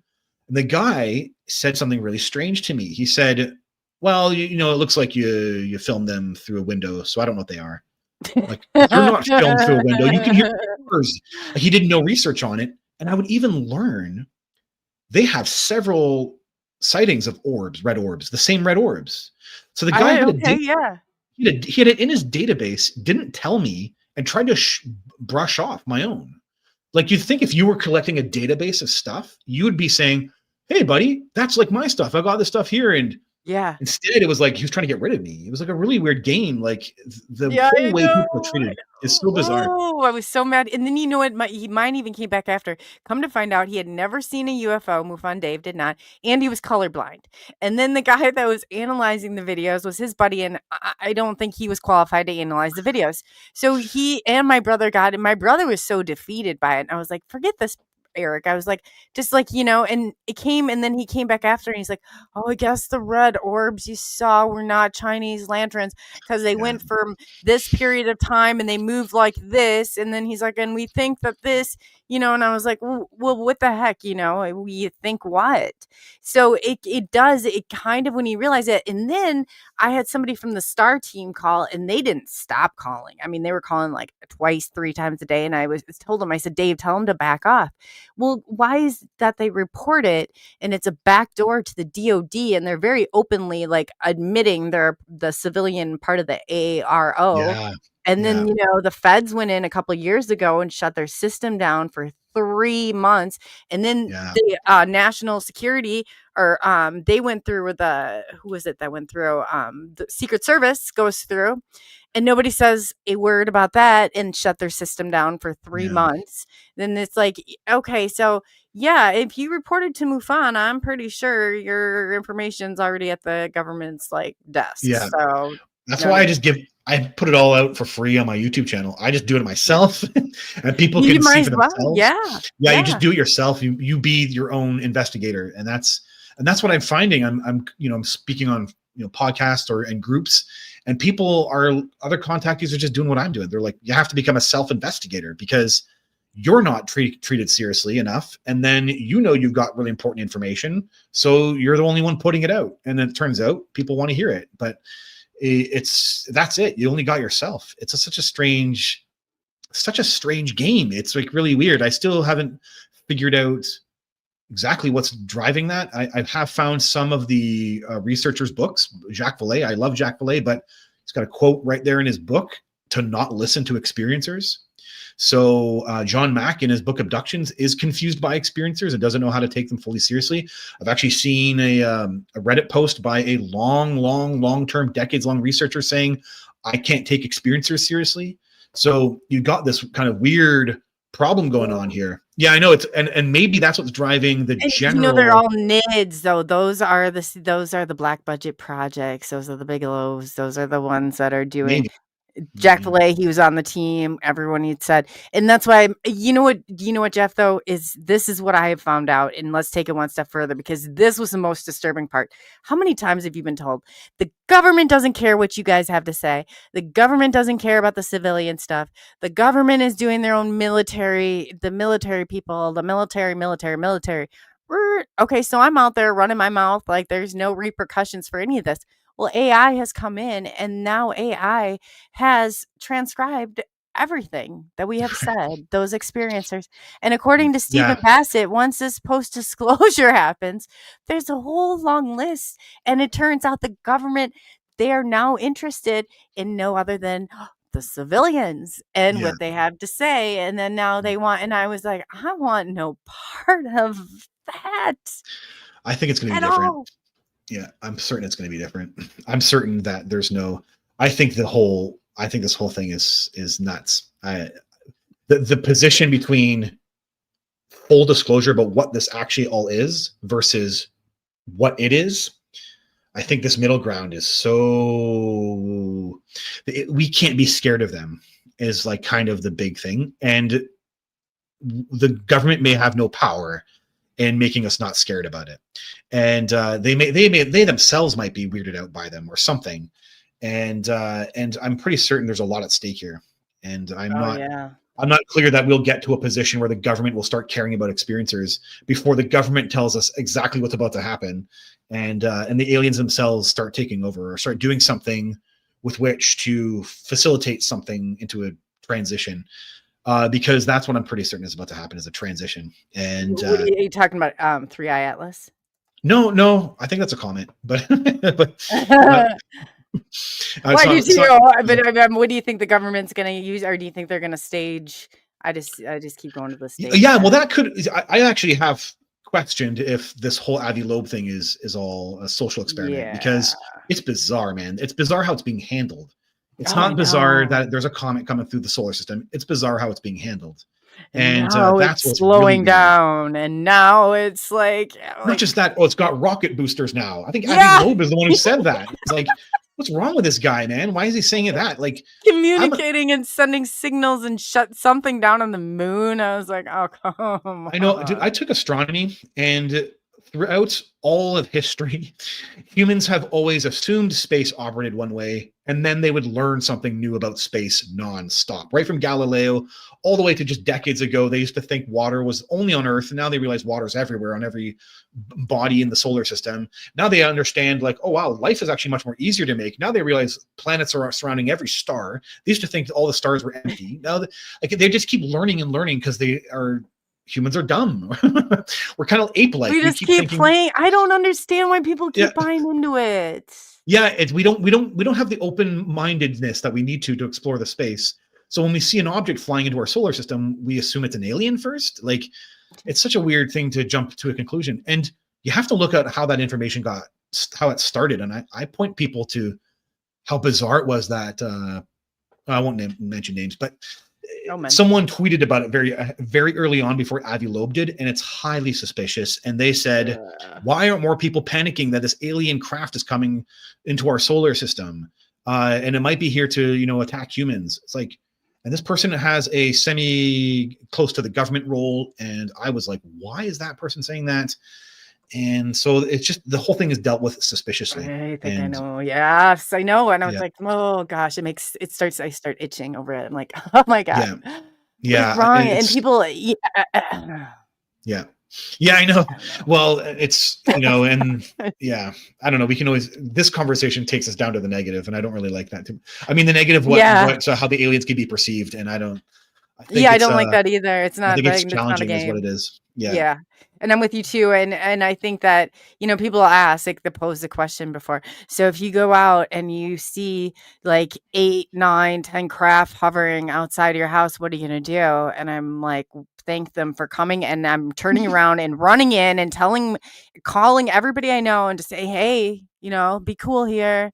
Like, it's okay to think about before you make any decisions, because it's, even if it's the government and their game and they're going to do this, it's going to come, and it's going to come quick. And if you look at, I encourage people who are even following this 3-eye atlas, I always call it AI atlas for a reason, but if you look into the atlas system, and I'm not sure what the but if you go in there, the AI atlas system, it is a control system with AI, and I think that's what's probably more or less going to happen. But you don't have to panic. Okay. Yeah.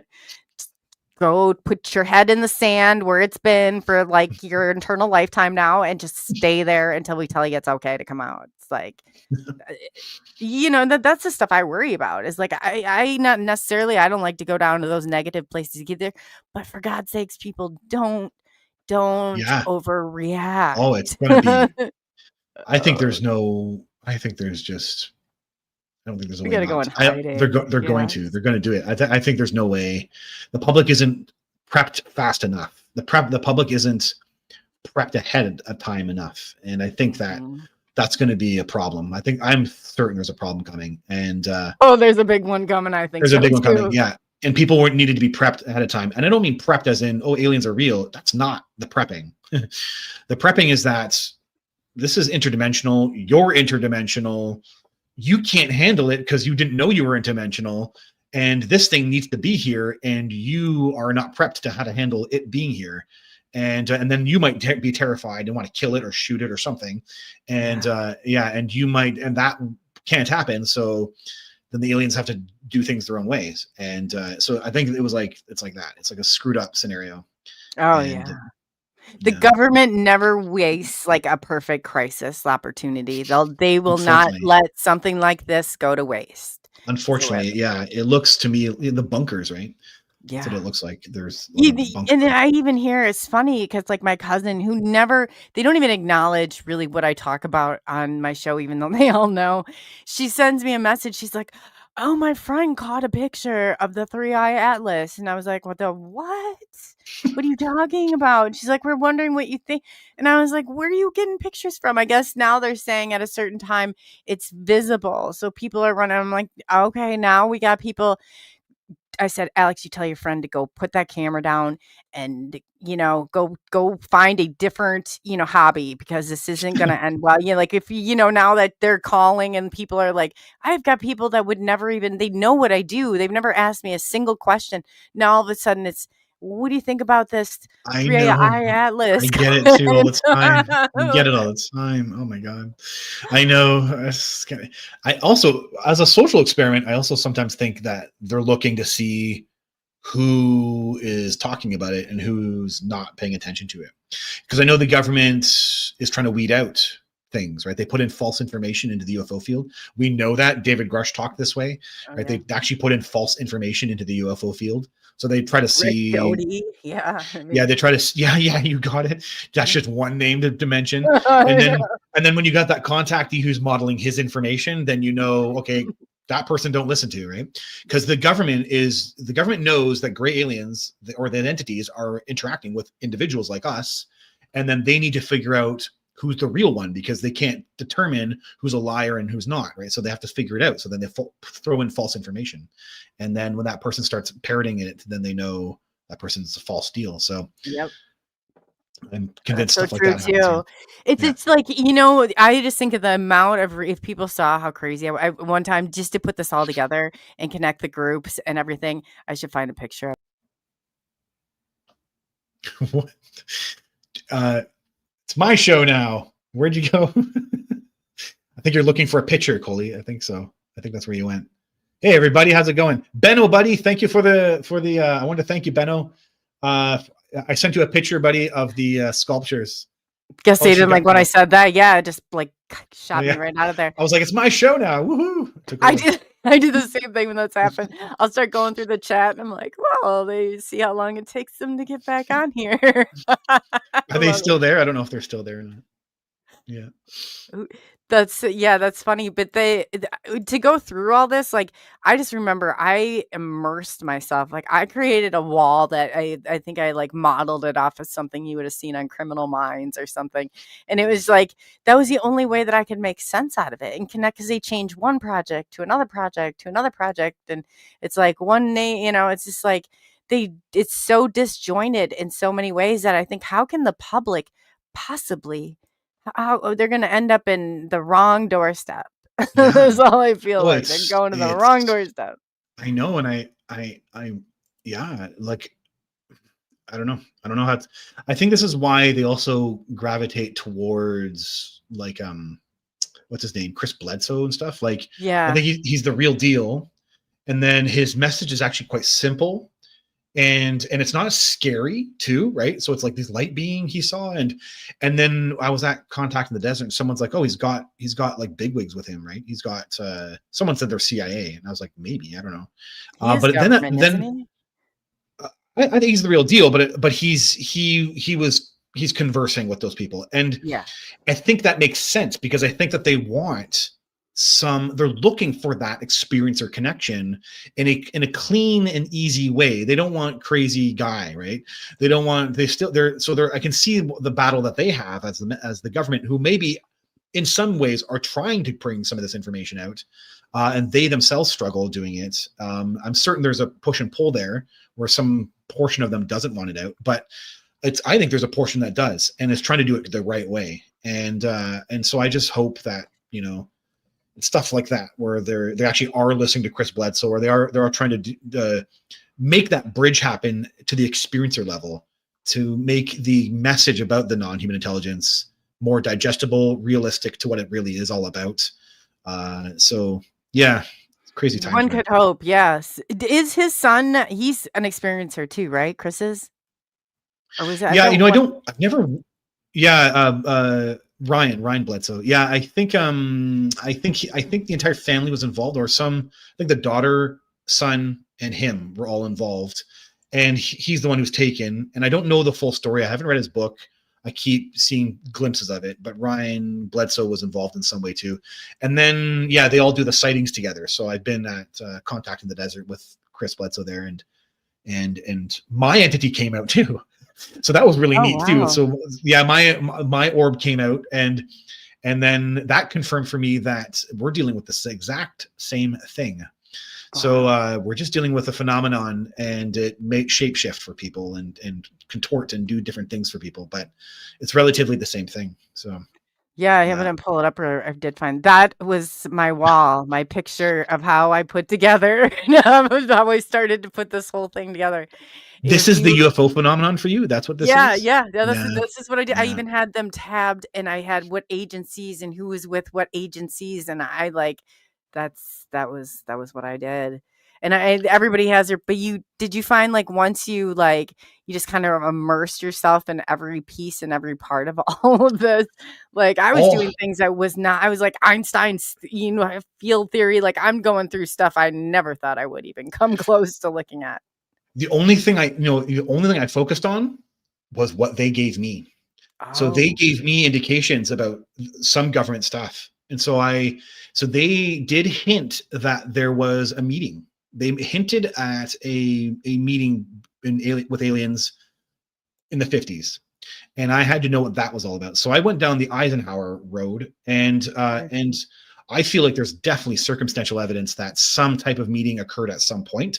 And there's some pretty good evidence that it happened. And actually, never mind that Colonel Corso said he was there. And now clearly Colonel Corso was right, because people are validating Roswell, and he wrote the book Day After Roswell. So he's the real deal. Colonel Corso was the real deal. His words are the real deal. And he said he was at an Eisenhower meeting with non-human intelligence. So yeah, there is definitely, that's the avenue I went down. And then the elder also gave me some indication that between the DOD, CIA, FBI, like the reason it's in the critical moment we're in right now is because of how your government, by the way, not my government. oh yeah, I forgot you're in Canada.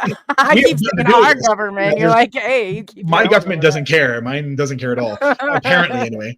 But your government, I guess the idea is that arrangement was made at some point, and then it fought with each other.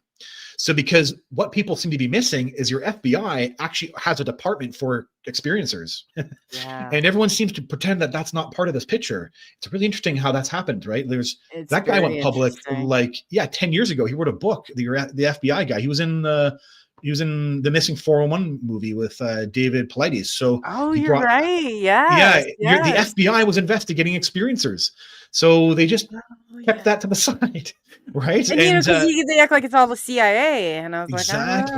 no, Yeah. you're right. Because I do remember hearing that. I had questions. So it's fascinating what the elder, my entity, through the telepathy that I have, explained to me that that's why we're in the scenario we're in, the public is, the world is, DOD, CIA, FBI fought with each other, right? Mhm. So the aliens might prove something to one group, and the other groups has the vested interest that's different and says, no, we're not going to tell people that aliens are real because this, disrupts this. And so you have an internal fighting that starts lasting over decades that ends up shaping some of how the field has come together. And when I did that research, I think that that's probably legitimate, that yeah, it does seem that each department on their own had their own investigations into trying to understand the phenomenon, and then they couldn't come together in a cohesive way that didn't, that made it okay for the public, and then it turned into a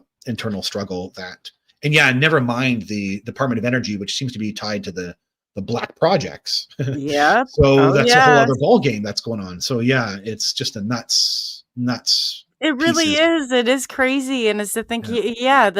I don't know why they took them completely black, but some of these projects, once you start to know those, and they'll switch names, like they go from the AATIP, or it was AAWSAP to the AATIP to the TTSA. Then you got NIDS. Yeah. I mean, like they're just switch. It's like going, Yeah. so you can't keep track of it. It's so much complicated. You're like, okay, there's like 30 people or projects.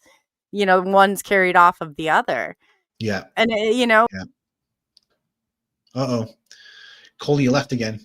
I'm going to answer the question. I got a question. Do you think these aliens can go to the heavens? The aliens are in the afterlife. Yes, they are higher dimensional entities, and I've seen them there. So yes, they are entities that can go into the afterlife. So I was answering the question. Oh, good. Thank you. Thank you. I don't know. This is the second time I haven't been kicked out in a long time. Right. Apparently I said something.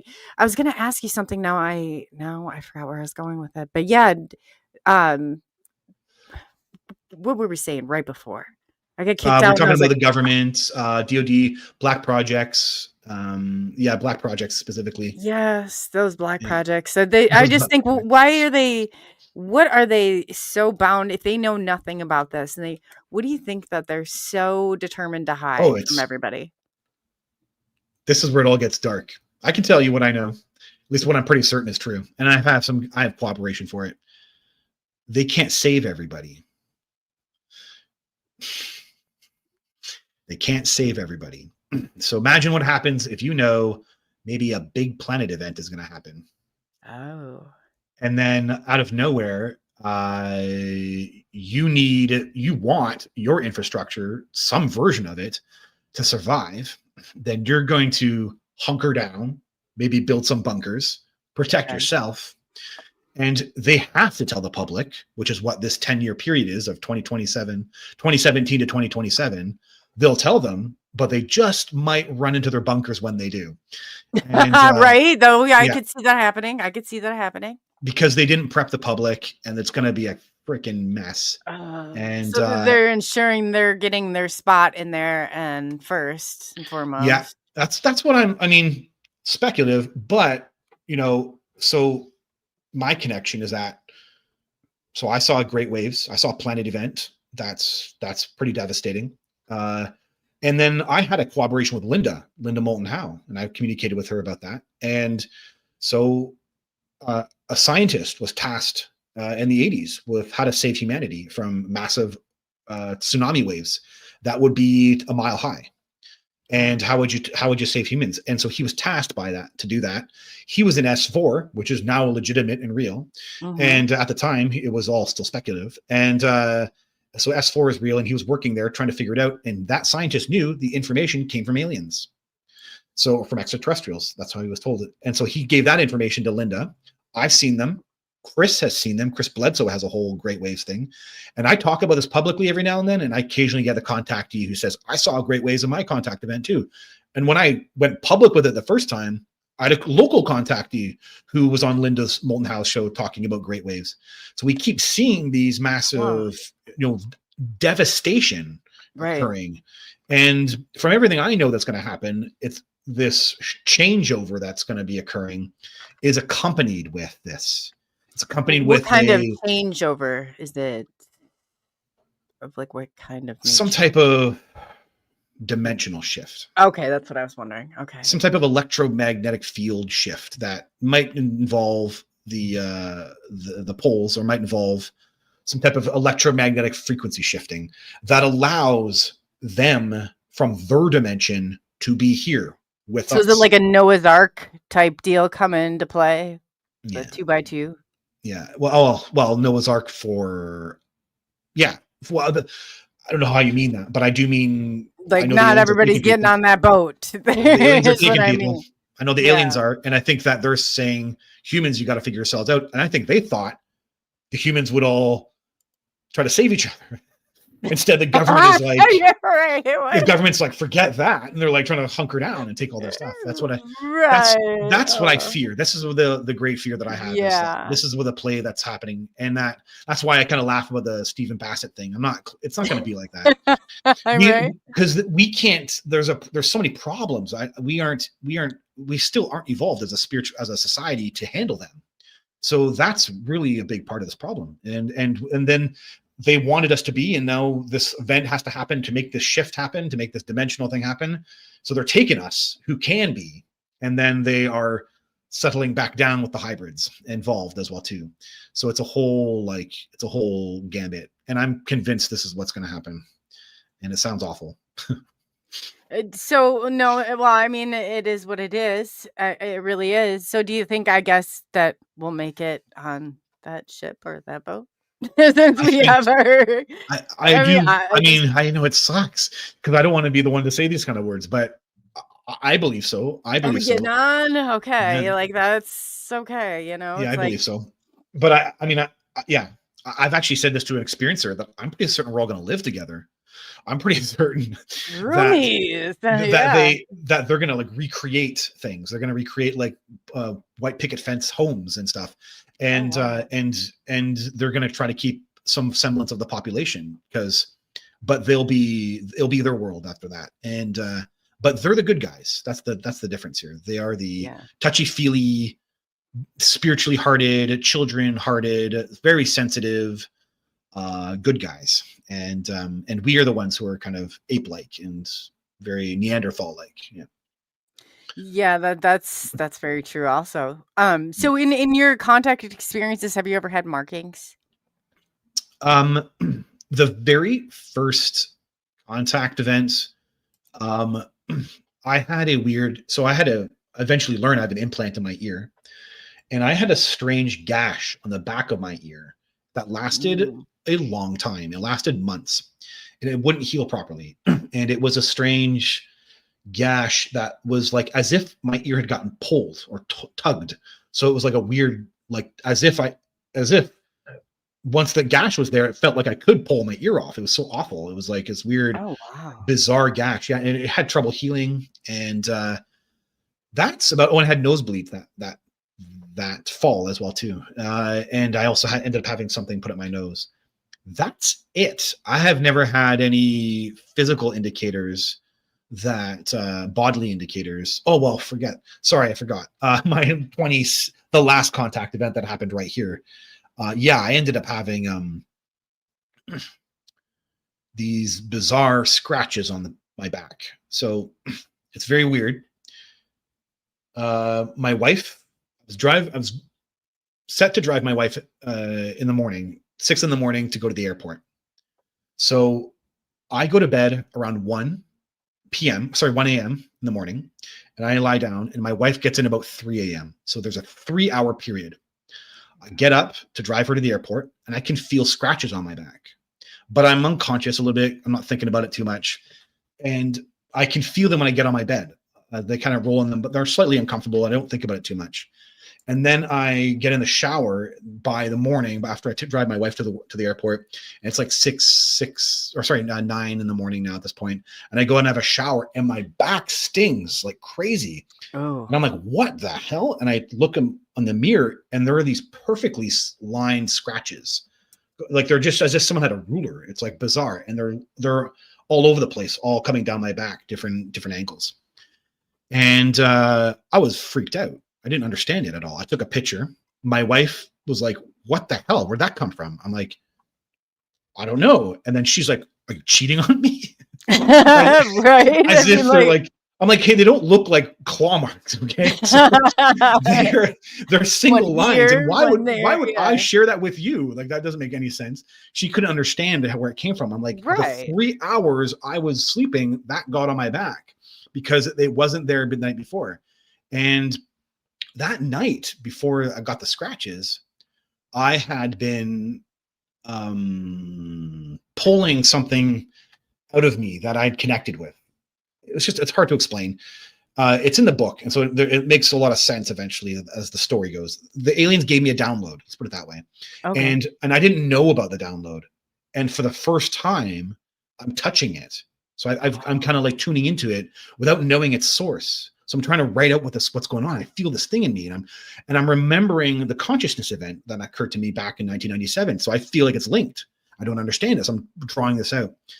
And then that night, yeah, I got the scratches on my back, and I assumed, or at least they were connected, but I didn't understand the connection at all. So that was the first time there was a weird connection. Like, why? What was the link there? I couldn't figure out the consciousness event, 1997, downloading this or bringing this thing into me that was putting it out on paper. And then I got scratches on my back. And it made me feel it was paranormal. I thought something ghostly had happened to me, and I didn't know at all. And it turned out I had a contact event in the 3 hours that we were sleeping there. I was taken out of the bed. And then, and the aliens were like, you can't touch that until you have your memories. And I got scolded, lightly scolded, gently scolded. But it was a reminder is more of what it was. It wasn't a painful scolding. Yeah. Well, no, that is, I mean, that it is. I've woken up with them before. I remember my son saw them, and like, what was weird about it though, I was looking for the picture of it, is that I had drawn what I thought, I've seen this like a couple different times where there's this formation, and then I see all of these like orbs, and I look like I thought we were having an invasion a couple times. They like, it's just like continuous, and I was like, are they craft? What's going on? Like, I literally, that's what I thought.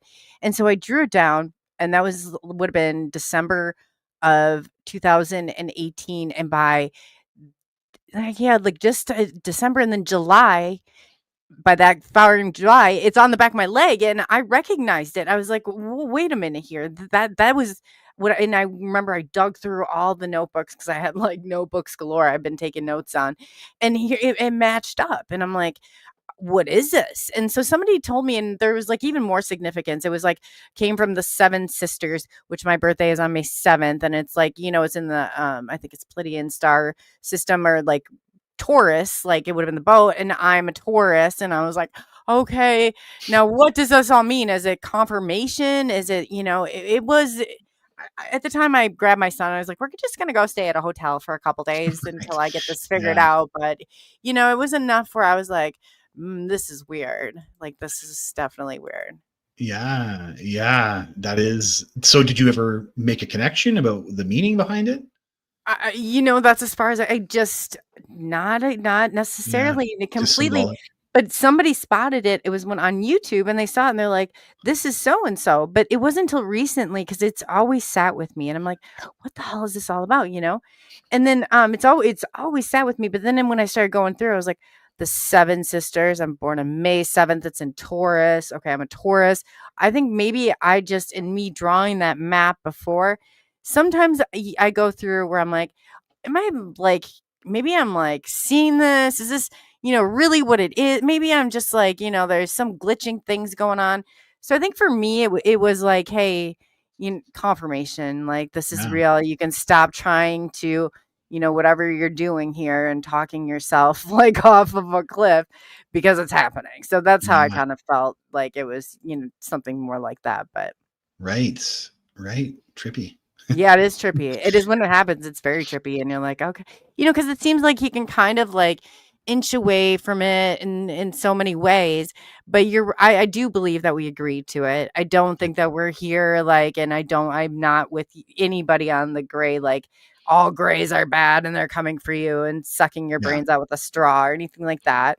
I think that's like a mad science show off of the 90s I watched. But, it is crazy because instantly you'll hear people and like, I said, you can't look at this the same way you look at like somebody being abducted, like by a van, on your street. I know. They look at it that way. Yeah, they think it's all maniacal. They look at that, and then they look at cattle mutilations, and they say, okay, this is evil. There's no way this is not evil. And you're like, no, actually, this is not like that. It's a lot different. And it's not dark. It actually, it's shadow inducing. So you have to break your own shadow. So that is dark, but it's not dark. Even the shadow isn't dark. Shadow is, you have to approach your shadow just to grow and to evolve. So yeah, that's true too. I mean, you really do. You have to embrace all of this. I mean, there's so many complex layers to this. And I know I want to get your clips done, so I have to keep it below. And I see that we're almost at 2 hours, Jeff. Can I invite you back for a part 2? Of course, Coley. I love being on. It's so much fun. All right. And is there any, you guys, I'm sorry to wrap this up quick, but I want to get there's some shorts on here I really want to get out. And it's so less complicated if I do it within 2.5 minutes. So Jeff, I'll be in touch. Is there anything you want to leave the audience with as we're leaving abruptly here? I could talk to you forever. I know. It's great. So much fun, Coley. Everyone, you're God. That's my favorite thing to say. You're the universe. Non-dual reality is real. You're God. And we are all God. And hopefully you try to figure out what that means for yourself. And we'll be seeing you soon. Thanks again, Jeff. So real quickly, thank you guys for all staying with us. I just want to get it down so I can get these clips out. Thank you for taking the journey into the unknown. I'm Coley. We got some exciting stuff coming up. and I will come back on live and tell you about it. But for right now, I want to get those live. I want to get those clips. So. These they ain't lying. UFOs in the night we're flying. Animal tails in the air. Cryptid sensing, no time to spare. Sasquatch looking in the dark. Take mysteries always leave a mark. Journey to the unknown. What heartbeats begin our own. Dance with the stars above. Pop into the cosmos, feel the love.